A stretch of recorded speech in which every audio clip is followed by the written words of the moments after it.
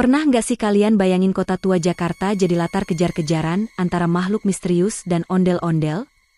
Apalagi ada anak kecil yang bawa batik pusaka dan malah jadi incaran? Wah, kisah kali ini kocak sekaligus menegangkan. Wajib kalian tonton sampai habis. Assalamualaikum warahmatullahi wabarakatuh. Sobat semuanya, apa kabar kalian hari ini? Semoga sehat selalu dan dimudahkan segala urusannya ya. Buat yang baru mampir ke channel ini, yuk tekan tombol like, komen, dan subscribe biar kalian gak ketinggalan cerita-cerita seru lainnya. Jangan lupa aktifkan juga loncengnya ya. Bismillahirrohmanirrohim. Kita mulai cerita ini dengan menyebut nama Allah yang Maha Pengasih dan Penyayang. Alhamdulillah, segala puji hanya milik Allah yang telah memberi kita waktu, nikmat sehat, dan kesempatan buat berkumpul lagi di kisah inspiratif penuh pelajaran. Ayo tulis sholawat untuk Nabi Muhammad Shallallahu Alaihi Wasallam dan keluarganya di kolom komentar ya. Semoga kita semua mendapat syafaat beliau di hari kiamat. Amin. Teman-teman, jangan lupa untuk terus bertakwa kepada Allah dimanapun kita berada. Karena hanya dengan takwa, hidup kita akan jadi lebih berkah dan selamat dunia akhirat. Allah berfirman dalam surat Al-Anfal ayat 60. Dan Allah akan memberikan kemenangan kepada orang-orang beriman dan bersandar hanya kepadanya. Ayat ini ngingetin kita bahwa keberanian dan kepercayaan kepada Allah bisa ngalahin rasa takut. Seperti Abigail yang berani melindungi pusaka meski dikejar makhluk gaib. Tulis juga ya di kolom komentar. Kalian nonton dari kota atau desa mana nih? Kita mau tahu seberapa jauh jangkauan sobat semua. Tonton video ini sampai selesai. Karena di akhir cerita ada satu pertanyaan berhadiah yang jawabannya bisa kalian tulis di kolom komentar. Yang jawab benar akan diumumkan dan doakan hadiahnya luar biasa banget. Yuk lanjut. Siang itu terasa janggal di kota tua Jakarta. Meskipun langit cerah dan mentari bersinar terang, suasana di kawasan itu tidak seperti biasanya. Tak ada keramaian wisatawan, tak ada deru langkah kaki di antara batu-batu jalanan yang sudah tua. Angin berembus pelan namun dingin menusuk, membawa aroma lembab dari dinding-dinding tua yang dipenuhi lumut. Gedung-gedung peninggalan kolonial berdiri berjajar seperti penjaga tua yang lelah, catnya terkelupas, jendela-jendelanya banyak yang pecah atau tertutup papan kayu tua yang retak. Beberapa gedung dipenuhi coretan grafiti warna-warni yang tidak beraturan, menambah kesan terbengkalai namun tetap hidup. Di antara semua kekosongan itu, ada satu suara yang memecah keheningan, suara roda sepeda tua berderit pelan menyusuri jalan. Abigail, seorang gadis kecil berumur sekitar 9 tahun, mengayuh sepeda ontel tua berwarna hijau lumut yang jelas sudah dimakan usia. Sepeda itu peninggalan almarhum kakeknya yang dulu sering dipakai keliling kampung menjual ketupat sayur. Di bagian belakang sepedanya, tergantung erat sebuah tas gendong usang yang di dalamnya tersimpan gulungan batik pusaka. Batik itu bukan sembarang kain.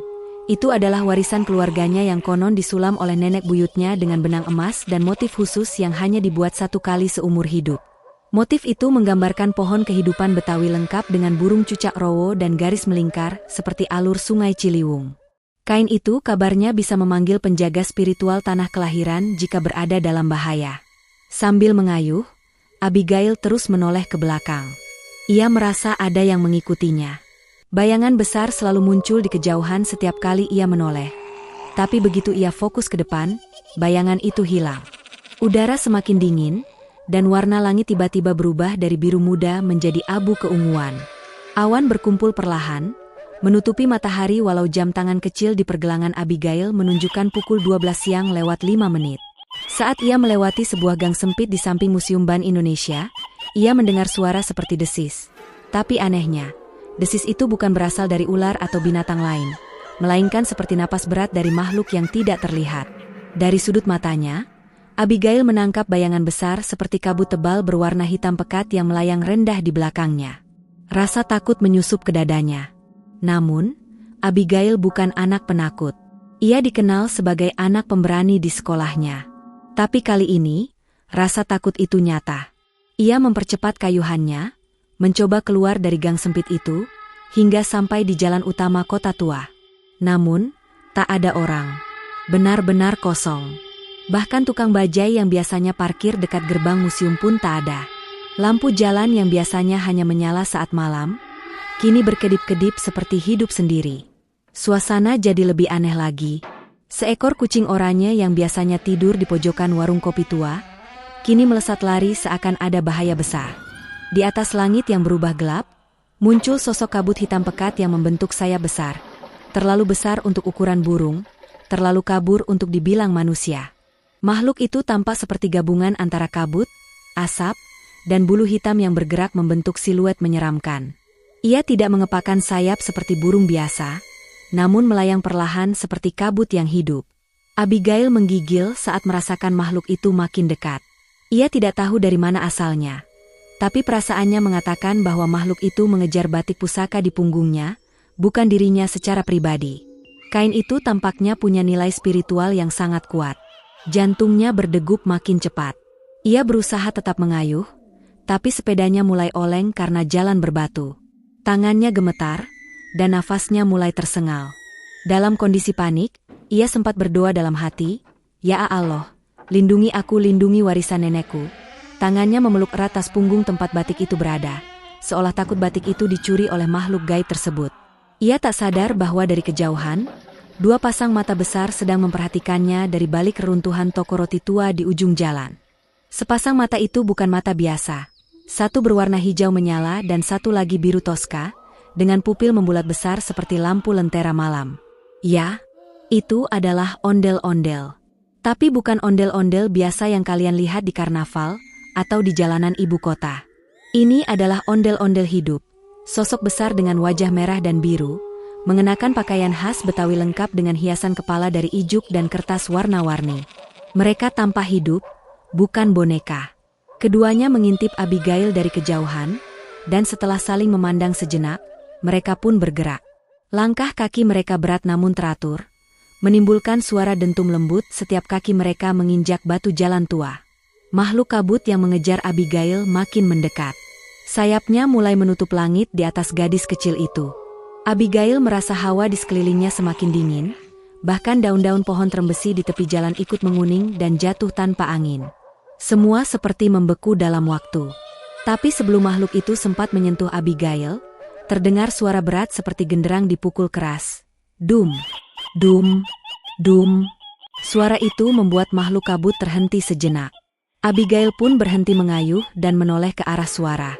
Dari sisi kanan jalan, muncul ondel-ondel merah, berlari dengan tangan terbuka lebar. Sementara dari sisi kiri, ondel-ondel biru datang dengan langkah cepat sambil membawa tongkat bambu yang bercahaya samar. Mereka berdua seperti hendak mengepung makhluk kabut itu. Abigail tertegun. Ini pertama kalinya ia melihat ondel-ondel bergerak seperti manusia. Bukan digerakkan orang, bukan boneka. Mereka hidup. Gerakannya luwes, tatapannya tajam, dan aura yang mereka pancarkan seperti penjaga sakti yang selama ini tersembunyi dari dunia manusia biasa. Abigail menangis pelan. Tapi bukan karena takut, melainkan karena haru. Ia merasa aman.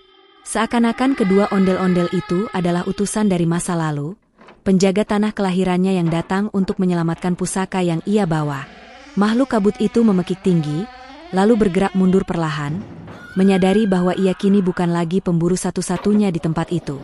Pertarungan antara budaya, warisan leluhur, dan kekuatan gelap baru saja dimulai di kota tua yang sepi ini. Kehadiran dua ondel-ondel besar yang tiba-tiba muncul dari dua arah, membuat suasana kota tua Jakarta semakin terasa seperti dalam dunia mimpi. Jalanan yang tadinya sepi dan mencekam kini, bergema oleh suara langkah berat dari dua sosok penjaga budaya itu. Ondel-ondel merah datang dari sisi kanan, muncul dari balik reruntuhan kantor pos tua yang sudah lama tak difungsikan.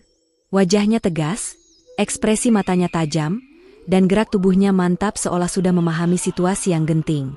Ia mengenakan pakaian merah menyala dengan hiasan emas di bagian dada dan lengan, lengkap dengan mahkota besar dari ijuk hitam dan pita merah putih yang berkibar pelan saat ia bergerak. Di sisi lain, ondel-ondel biru muncul dari arah gang kecil dekat rumah peninggalan Belanda yang atapnya sudah roboh. Langkahnya tenang tapi cepat, seperti sedang mengincar sesuatu yang sangat penting. Ia mengenakan kostum biru dengan corak bunga-bunga melati putih dan tali emas yang melingkar di pinggang. Di tangannya terdapat sebatang tongkat bambu panjang berukir motif Betawi kuno, dan dari ujung tongkat itu keluar semburat cahaya putih kebiruan, seperti kabut yang dipadatkan menjadi sinar. Keduanya berlari ke arah Abigail, yang masih berdiri terpaku di tengah jalan sambil memeluk tas berisi batik pusaka. Mereka seperti dua penjaga yang sudah sejak lama disiapkan untuk momen ini. Makhluk kabut yang semula mengejar dengan penuh kesombongan kini terlihat ragu. Meski tidak memiliki wajah jelas, aura dari entitas hitam itu tampak berubah. Gerakannya melambat, sayap hitam lebarnya mengepak lebih hati-hati, dan tubuhnya mulai tampak bergetar seperti kabut yang tersapu angin. Dari tubuh makhluk itu terdengar bunyi mendesis seperti ketel air mendidih, namun diselingi bisikan-bisikan asing yang seakan datang dari masa lalu. Ia tahu bahwa dua penjaga ini bukan lawan sembarangan. Mereka bukan hanya simbol budaya Betawi, tetapi juga representasi dari kekuatan spiritual yang telah diwariskan turun-temurun selama ratusan tahun di tanah Jakarta. Abigail perlahan mundur dan menyandarkan sepeda tuanya ke dinding sebuah toko tua yang pelangnya sudah jatuh. Ia tak henti menatap dua ondel-ondel itu, matanya berkaca-kaca antara lega dan kagum. "Kalian beneran hidup?" bisiknya nyaris tak terdengar. Tak ada jawaban dari kedua sosok besar itu, tapi dari gerakan mereka, Abigail bisa merasakan bahwa mereka mengenal siapa dia. Lebih tepatnya, mereka mengenali apa yang ia bawa. Batik pusaka yang di dalamnya tersemat ayat-ayat lama yang disulam dengan doa-doa perlindungan oleh nenek moyangnya. Dan sekarang, ketika ancaman datang, warisan leluhur itu memanggil kembali para penjaga lamanya. Ondel-ondel merah mengangkat kedua tangannya, dan dari telapak tangannya keluar kilatan cahaya merah keemasan yang menari seperti api. Ia mengayunkan tangan ke depan, dan api itu membentuk garis pelindung di tanah, memisahkan Abigail dan makhluk kabut. Sementara itu, ondel-ondel biru memutar tongkat bambunya, menciptakan pusaran angin kecil yang membawa daun-daun kering beterbangan membentuk semacam perisai. Pusaran itu berputar mengelilingi Abigail, menciptakan semacam ruang aman dari serangan langsung. Kedua penjaga ini tampaknya sudah lama menyatu dengan elemen budaya dan alam Jakarta, api semangat rakyat dan angin sejarah yang tak pernah padam. Makhluk kabut tampaknya tak tinggal diam. Ia mengepakkan sayapnya lebih kuat, dan dari tubuhnya keluar percikan seperti percikan tinta hitam di udara, menyebar ke sekeliling. Beberapa coretan grafiti di dinding mulai berubah bentuk dengan sendirinya, menjadi wajah-wajah menyeramkan yang menjerit tanpa suara. Suara bisikan aneh semakin keras, seperti suara anak-anak menangis atau orang berdoa dalam bahasa yang sudah punah. Suasana kota tua makin gelap, meski matahari masih menggantung di langit siang. Langit itu sendiri seperti ikut menyaksikan pertarungan yang tak kasat mata oleh manusia biasa. Ondel-ondel biru mengambil langkah maju, menghadang makhluk kabut. Dengan satu ayunan tongkat, ia menciptakan retakan di udara, seolah membelah ruang kosong menjadi dua. Dari celah itu muncul cahaya biru tua, yang bentuknya seperti ukiran batik bergerak, lingkaran, lengkung, dan garis-garis simetris. Cahaya itu menyerang makhluk kabut yang langsung terdorong ke belakang. Ondel-ondel merah segera menyusul, melompat tinggi, tidak seperti ondel-ondel biasa, dan menghantam tanah di depan makhluk kabut, menciptakan gelombang kejut seperti ledakan kecil yang membuat kaca-kaca pecah di sekitarnya. Abigail jatuh terduduk karena getaran itu, tapi ia segera berdiri dan berlari ke arah ondel-ondel. "Aku bisa bantu. Aku harus jaga kain ini," teriaknya. Ia tahu bahwa meskipun kecil, perannya besar. Batik itu harus tetap utuh, dan jika jatuh ke tangan atau ke kabut makhluk gelap itu, bukan hanya Jakarta yang akan kehilangan warisannya, tapi juga sejarah spiritual yang sudah dijaga ratusan tahun bisa musnah. Ia berdiri di belakang ondel-ondel biru, memegang gulungan batik sambil membaca potongan ayat yang diajarkan oleh neneknya setiap malam sebelum tidur. Suaranya gemetar, tapi hatinya kuat. Melihat keberanian Abigail, kedua ondel-ondel mengangguk pelan. Meski mereka tak bicara, ekspresi dari wajah mereka tampak lebih lembut, seakan memberi semangat. Ondel-ondel merah menoleh ke belakang dan memutar tubuhnya sejenak, lalu menancapkan telapak tangannya ke tanah. Dari tempat itu, keluar pola-pola ukiran batik di atas jalan batu yang seketika menyala terang, membentuk lingkaran besar dengan simbol-simbol Betawi kuno. Lingkaran itu makin lama makin melebar, menciptakan batas spiritual yang membatasi kekuatan kabut hitam. Sementara itu, suara lonceng dari salah satu menara jam tua berbunyi satu kali. Padahal jam belum menunjukkan pukul 1. Suara itu menggema ke seluruh penjuru kota tua, membuat beberapa burung gagak yang bersembunyi di atap beterbangan panik. Tapi dari kejauhan, seekor burung hantu berwarna emas muncul, terbang perlahan dan mendarat di atas kabel listrik yang melintang di tengah jalan. Ia menatap lurus ke arah makhluk kabut, seperti mengirimkan peringatan. Cahaya dari mata burung hantu itu menyilaukan, membuat makhluk kabut kembali terhuyung mundur. Anak-anak kecil yang tadinya sembunyi di balik pintu rumah-rumah tua mulai mengintip. Mereka melihat Abigail berdiri bersama dua ondel-ondel besar, dan merasa seperti sedang menyaksikan adegan dari dunia lain. Ada yang memeluk ibunya, ada pula yang mengangkat ponsel dari jauh, mencoba merekam tapi ponselnya malah mati tiba-tiba. Seolah kekuatan gaib di tempat itu menolak untuk diabadikan secara digital. Semuanya harus disaksikan langsung, dirasakan, dan disimpan dalam ingatan manusia. Karena ini bukan kisah biasa, ini kisah antara budaya dan kehormatan. Dan disinilah, di tengah persimpangan jalan tua yang sudah lelah dilalui waktu, berdirilah tiga sosok. Abigail kecil dengan kain pusaka, dan dua ondel-ondel hidup yang menjadi simbol bahwa budaya tak akan pernah mati selama masih ada yang menjaganya. Mereka tak hanya melindungi seorang anak kecil, tapi juga melindungi esensi dari keberadaan sebuah kota. Kota yang dibangun dari sejarah, dari keberanian, dan dari doa-doa panjang para pendahulunya. Dan pertarungan baru saja dimulai. Sementara sepeda ontel tua yang dikayu Abigail menderit setiap kali pedal diinjak, jalanan kota tua Jakarta terasa makin sunyi dan menakutkan. Gedung-gedung tua yang berdiri di kiri kanan jalan tampak seperti saksi bisu dari masa lalu yang enggan beranjak. Dinding-dindingnya penuh grafiti usang, dan sebagian besar jendela pecah tak beraturan, menyisakan kaca-kaca tajam yang memantulkan cahaya siang hari yang muram. Abigail terus mengayuh dengan napas terengah, menggenggam erat gulungan kain batik pusaka yang ia peluk di dada. Kain itu bukan kain biasa, ia tahu itu. Ada aura hangat dari kain tersebut, yang seolah memberinya perlindungan di tengah situasi yang mencekam ini. Tapi makhluk bersayap kabut yang memburu dari belakang terus mendekat, dan Abigail bisa mendengar sayapnya yang mendesis seperti uap panas yang keluar dari celah-celah pipa besi tua. Makhluk itu bukan sekadar bayangan. Ia menjelma dari kegelisahan yang terkubur dalam sejarah kota, makhluk hitam dengan tubuh seperti asap yang membentuk sayap robek, dan wajahnya seperti topeng Betawi yang patah, tanpa ekspresi tapi mengintimidasi. Abigail menoleh sedikit ke belakang, dan makhluk itu melayang dengan kecepatan tak terduga. Ia berusaha menahan teriakannya, namun suara nafas paniknya malah terdengar seperti jeritan pendek yang menggema di antara dinding-dinding tua. Di saat yang hampir bersamaan, lampu-lampu jalan tua yang tergantung di tiang besi mulai berkedip-kedip, menciptakan suasana antara nyata dan mimpi buruk.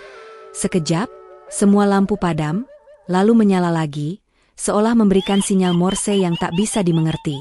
Jalanan pun terasa berubah. Aspalnya merekah perlahan, seperti ingin menelan siapapun yang melintas. Dari dua arah berbeda di jalan bercabang, tiba-tiba muncul dua sosok besar, ondel-ondel merah dan ondel-ondel biru. Mereka berlari, ya, bukan hanya bergerak seperti biasanya. Langkah mereka cepat dan penuh tenaga. Wajahnya serius, bukan seperti boneka hias biasa yang menari untuk hiburan. Kedua ondel-ondel itu menghampiri Abigail dari arah berlawanan. Namun bukan untuk menangkap, mereka tampak seperti hendak membentuk pelindung di sekitar gadis kecil itu. Abigail tersentak ketika ondel-ondel merah menyentuh stang sepedanya dari samping kanan, dan ondel-ondel biru menahan angin dari arah kiri, menciptakan semacam perisai energi yang tak kasat mata. Dalam kondisi biasa, semua ini mungkin akan membuat Abigail ketakutan, tapi anehnya kali ini, ia merasa lebih aman. Ada sesuatu dalam gerakan ondel-ondel itu yang membuatnya yakin mereka ada di pihaknya. Makhluk bersayap kabut tampaknya terganggu oleh kehadiran dua ondel-ondel itu. Ia menjerit, suara jeritannya menggema seperti logam dipukul di dalam lorong bawah tanah. Sayapnya berkibar dengan marah, dan ia mengitari lingkaran yang kini terbentuk oleh Abigail dan dua ondel-ondel. Tapi ia tidak bisa mendekat. Batik pusaka yang digenggam Abigail mengeluarkan sinar lembut keemasan yang memancar ke udara. Sinar itu membentuk lingkaran cahaya, membatasi ruang gerak makhluk hitam tersebut. Dari kabel listrik di atas, burung hantu emas tiba-tiba meluncur turun, mengepakkan sayapnya yang lebar dan anggun. Ia melayang di atas kepala Abigail, memancarkan sinar seperti obor kecil yang berkibar di tengah gelap. Suasana menjadi semakin magis namun juga menegangkan. Di tengah keheningan sesaat itu, suara detak jam besar dari salah satu menara tua terdengar, suara yang selama ini mati, kini berdentang pelan.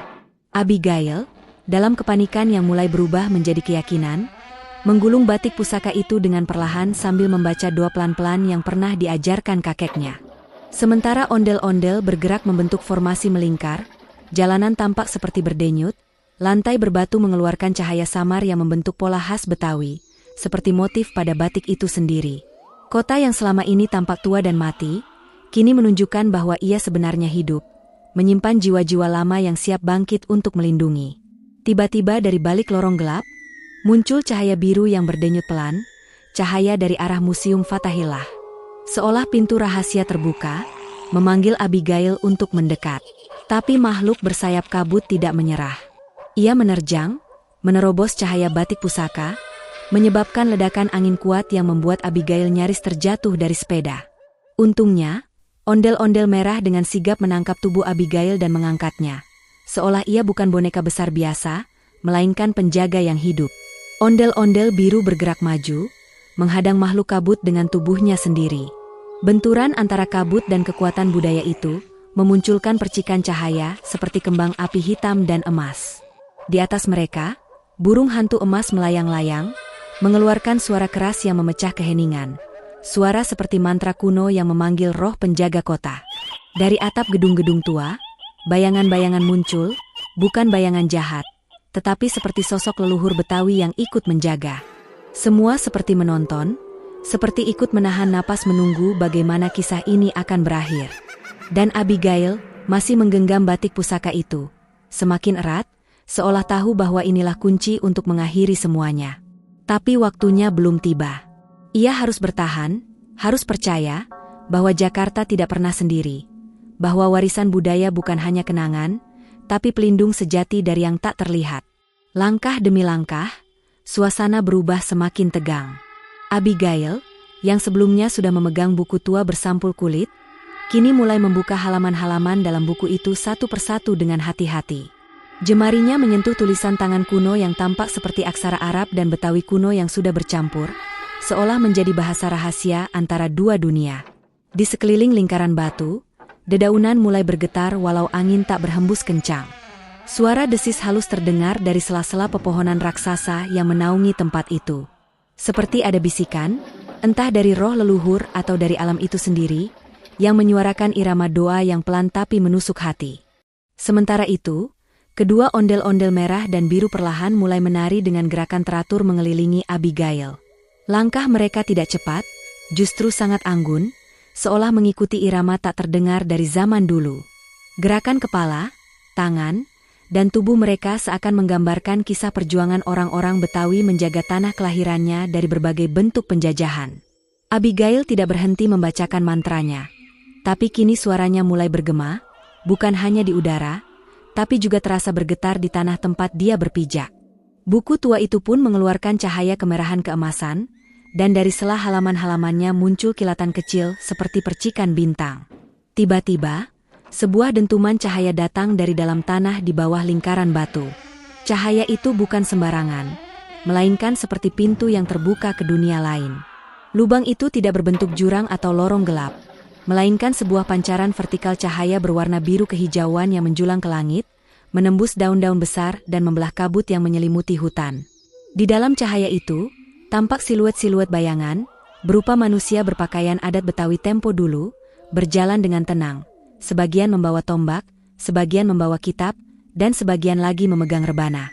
Mereka tidak keluar dari cahaya itu, hanya berdiri menyaksikan dari balik dimensi, seakan sedang menyaksikan Abigail dan kedua ondel-ondel membangkitkan semangat lama yang telah tertidur. Abigail semakin tenggelam dalam mantra yang dibacakannya. Tapi kali ini, dia tidak sendiri. Kedua ondel-ondel mulai menyuarakan suara dalam, bukan suara manusia biasa, tapi suara bergema dalam dimensi spiritual. Suara mereka tidak mengucapkan kata, tapi semacam nyanyian atau senandung dari zaman purba Betawi, yang bahkan tidak pernah diajarkan lagi. Senandung itu membuat hutan berhenti bergerak. Bahkan serangga dan burung-burung yang sebelumnya berisik, tiba-tiba diam 1000 bahasa. Hutan benar-benar terhenti. Alam mendengarkan. Dan di tengah-tengah keheningan itu, tiba-tiba dari puncak pohon besar paling tua di tempat itu, muncul cahaya kecil. Cahaya itu kemudian meluncur cepat seperti anak panah, lalu berhenti tepat di atas kepala Abigail. Cahaya itu perlahan berubah bentuk menjadi bunga melati raksasa yang mengambang, dan kelopaknya terbuka satu persatu sambil mengeluarkan suara nyaring seperti nada gamelan. Abigail tidak takut. Justru dia meletakkan buku tua itu di tengah lingkaran batu, lalu menunduk dengan khusyuk, seperti seorang murid kepada guru. Dalam hati kecilnya, dia tahu bahwa ini bukan sekadar ritual, melainkan pemanggilan warisan roh penjaga Jakarta yang sudah lama dilupakan. Pada saat yang bersamaan, ondel-ondel melangkah mundur dan bersimpuh, tubuh mereka mulai mengeluarkan asap tipis berwarna perak. Tak lama, suara dari dalam bumi terdengar seperti napas panjang. Lalu tiba-tiba seluruh tempat itu disinari oleh semburat cahaya keemasan, dan semua simbol di batu mulai menyala satu persatu. Rasa sakral semakin terasa. Abigail seakan-akan tidak lagi berada di dunia yang sama. Dia melihat bayangan dirinya sendiri di udara, bukan dalam cermin, tapi dalam bentuk jiwa. Jiwa itu tersenyum padanya, lalu berbisik dengan bahasa yang tidak dikenalnya. Tapi entah bagaimana bisa dia pahami, kaulah penjaga batas, pembawa pesan masa depan, dan anak dari tanah yang tak pernah menyerah. Abigail meneteskan air mata, bukan karena takut, tapi karena merasakan getaran cinta yang luar biasa besar dari semesta Betawi. Kedua ondel-ondel bangkit, lalu mengangguk ke arah Abigail, tanda bahwa upacara sudah selesai. Tapi saat Abigail hendak mengambil buku tua itu kembali, buku tersebut sudah berubah bentuk. Bukan lagi buku tua, tapi menjadi sebilah keris kecil dengan gagang berbentuk kepala ondel-ondel. Hutan itu pun mulai bergerak kembali. Angin berembus lembut, suara burung kembali terdengar, dan kabut mulai memudar. Namun cahaya dari bawah tanah tidak hilang, melainkan perlahan menyusut dan masuk ke dalam batu-batu yang kini berubah warna menjadi biru tua berkilauan. Lingkaran batu yang tadinya terlihat kuno, kini tampak seperti baru dibuat. Abigail berjalan keluar dari lingkaran, sementara kedua ondel-ondel mengikuti dari belakang. Di langit, matahari pagi mulai menyembul lebih terang, menandakan akhir dari perjalanan spiritual itu. Tapi di dalam hati Abigail, semuanya baru saja dimulai. Ketika mereka bertiga sampai di batas hutan, terdengar suara klakson kendaraan dari kejauhan, tanda bahwa kehidupan kota Jakarta masih berjalan seperti biasa. Tapi Abigail tahu, ada sesuatu yang sudah berubah. Dia memandang ke arah langit, dan seekor burung bangau emas melintas perlahan di atas mereka, mengangguk seperti memberi restu. Abigail tersenyum. Dia tahu, misi berikutnya akan menanti, tapi hari itu dia sudah membuka satu gerbang untuk menyambung kembali semangat Betawi lama dengan harapan masa depan Jakarta yang penuh harmoni. Ketika Abigail perlahan membuka matanya, ia mendapati dirinya masih berdiri di tengah lingkaran batu kuno yang kini bersinar redup. Awan tipis menggantung rendah di atas hutan rahasia itu, dan keheningan menyelimuti segalanya. Cahaya yang sebelumnya menembus langit perlahan memudar, menyisakan aroma tanah basah dan kayu tua yang menenangkan. Di depannya, dua ondel-ondel besar itu, merah dan biru, kini tampak mengecil. Tinggi mereka berubah menjadi setara manusia dewasa, tapi masih mengenakan pakaian adat lengkap dan wajah khas ondel-ondel yang kini tampak tenang, damai, dan bijak. Mereka perlahan mendekati Abigail, lalu menunduk dengan penuh hormat, seolah berterima kasih karena ritual penyelarasan dua dunia telah berhasil. Seketika, pohon-pohon di sekitar lingkaran mulai gemetar perlahan. Dari balik semak dan akar pohon yang menjulur, muncullah satu persatu sosok manusia berpakaian Betawi tempo dulu, wanita dengan kebaya encim dan konde, lelaki dengan peci hitam dan sarung, anak-anak dengan celana cingkrang dan topi rimba. Mereka semua tersenyum dan berjalan mengelilingi lingkaran batu, membentuk lapisan luar dari ondel-ondel yang masih menari mengelilingi Abigail.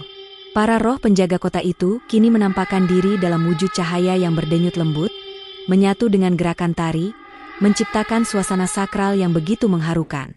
Salah satu dari mereka, seorang lelaki tua bersorban putih dan tongkat kayu bergagang ukiran burung Garuda, melangkah maju. Dengan suara berat dan tenang, ia berkata, "Nak, engkau telah membuka kembali gerbang keseimbangan. Dunia ini akan kembali damai bila manusia menjaga janjinya kepada leluhurnya dan kepada Tuhannya." Air mata menetes perlahan dari pipi Abigail. Bukan karena sedih, tapi karena hatinya merasa damai. Ia sadar bahwa selama ini Jakarta, kota yang sering dianggap hanya penuh kemacetan, gedung tinggi, dan polusi, sebenarnya memiliki lapisan-lapisan sejarah, spiritualitas, dan kearifan yang sudah lama dilupakan. Ia berjanji dalam hati akan menjaga semua pesan ini. Ia menggenggam erat kain batik pusaka yang masih melilit di bahunya, lalu menunduk kepada semua roh penjaga yang hadir. Seketika itu juga, dua ondel-ondel besar berdiri di sampingnya. Kini wajah mereka tak lagi menyeramkan, tapi bersinar cerah dengan senyum lebar. Musik gambang kromong terdengar samar-samar, seolah mengalun dari balik pepohonan. Abigail tahu, saatnya kembali ke dunia nyata. Dengan langkah pelan, Abigail meninggalkan lingkaran batu itu. Tapi sebelum benar-benar pergi, ia menoleh dan melihat seluruh tempat itu perlahan memudar, berubah menjadi hutan biasa kembali. Hanya satu tanda yang tersisa, batu kecil berbentuk kujang Betawi di kakinya. Ia memungut batu itu dan menyelipkannya ke dalam saku jaket merahnya. Begitu ia keluar dari hutan, langit Jakarta sudah berubah cerah sepenuhnya. Ia berjalan ke arah kota tua, dan betapa terkejutnya ia melihat gedung-gedung tua kini terlihat lebih bersih dan terawat. Orang-orang mulai berdatangan, anak-anak bermain congklak di trotoar, dan suara rebana dari musisi jalanan mengiringi pagi hari. Seolah dunia baru saja disapu oleh angin spiritual dan kembali segar. Sesampainya di halaman belakang Museum Fathahillah, Abigail mendapati sesuatu yang luar biasa. Kedua ondel-ondel itu telah berdiri di pelataran, dalam wujud patung kayu yang diam dan kokoh seperti biasa.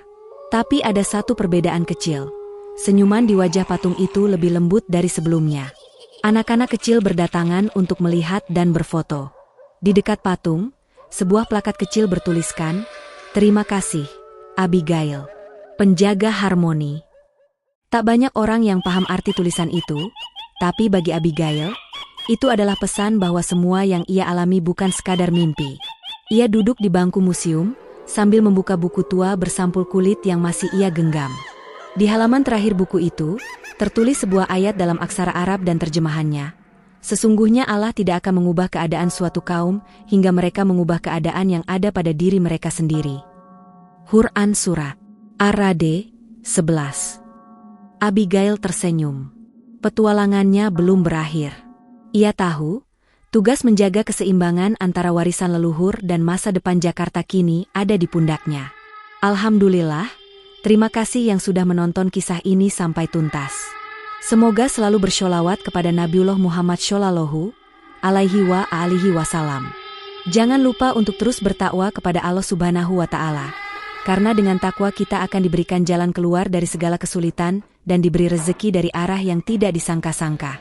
Kami juga berdoa, semoga Allah memberi rizki yang berlimpah kepada umat Nabi Muhammad Shallallahu alaihi wasallam.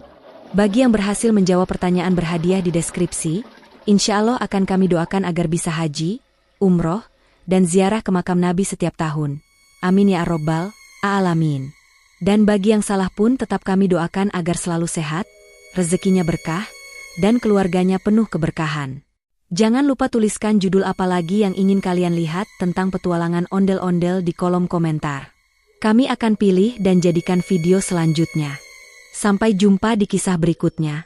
Wassalamualaikum warahmatullahi wabarakatuh.